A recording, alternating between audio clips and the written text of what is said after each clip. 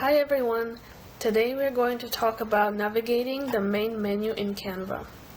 So by main menu I am referring to this area right here, which is what you would be using to create your images. So I have a blank template here, which would be a Facebook post. And the first tab on this main menu is this over here, which is a templates tab. And here you would see a bunch of different templates that would go with whatever you're making. So in this case, those would be templates for a Facebook post.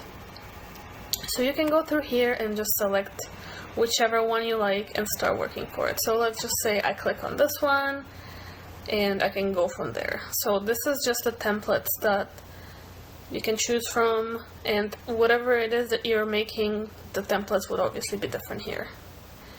The next tab would be the elements. So I'm just going to get rid of this. The elements tab actually was, they were all different tabs at one point. They just recently combined them all into the elements tab.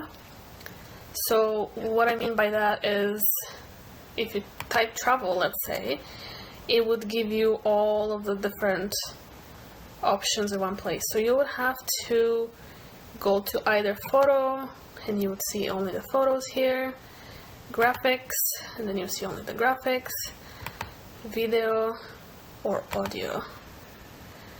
Or you can see all, and they're kind of all in the same place here. So you just have to click on elements, which, like I said, there were all different tabs before, but they recently just added it to one tab. And then here you would have to click through all of the elements in order to see them all. The next tab would be uploads, and here you would click on upload media, and you have the option to upload from device, Facebook, Google Drive, Instagram, Dropbox. So usually I would upload from my device. And here you would see all the things that I have recently uploaded into Canva. And you have the images, videos, and audios, which I don't have. So you have all the stuff that you would upload over here. Then you have the text. Now there's those three little options here where you can choose the size of the writing.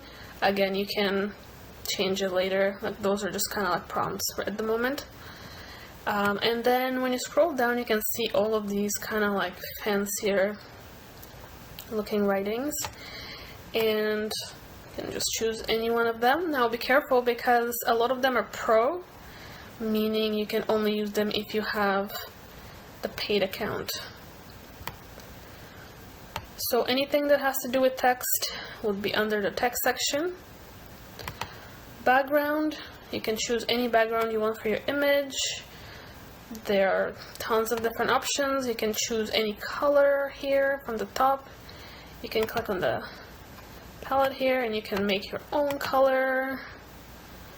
You can choose one of the ones that are already here, or you can go ahead and just select one of those available here. So anything that you click on would become the background of your image.